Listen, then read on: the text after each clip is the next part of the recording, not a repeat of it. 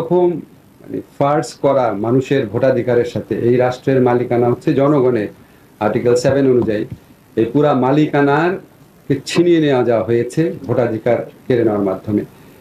আমরা এটা নিয়ে অত্যন্ত আন্তরিকতার সাথে সর্বোচ্চ মেধা প্রয়োগ করে, আমাদের যতটুকু মেধা আছে অবশ্যই আমরা চেষ্টা করব।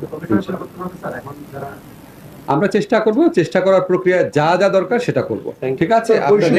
বৈষম্য বিরোধী আন্দোলনের প্রেক্ষিতে আপনারা আজকে সরকার গঠন করেছেন। ইতিমধ্যে আপনারা এই সমাজে কোন কোন বৈষম্য আইডেন্টিফাই করেছেন এবং কোন কোন বৈষম্য দূর করার, যেহেতু আপনারা রিফর্ম করার একটা উদ্যোগ নিয়েছেন, আমরা শুনি স্পেসিফিক কিছু করতে পারেন কিনা? স্পেসিফিক বলতে পারি, এই সমাজের রন্ধ্রে রন্ধ্রে বৈষম্যের বীজ এই সদ্য বিদায়ী সরকার রোপণ করে গেছে। এই বৈষম্য এত সর্বব্যাপী, এত ডিপলি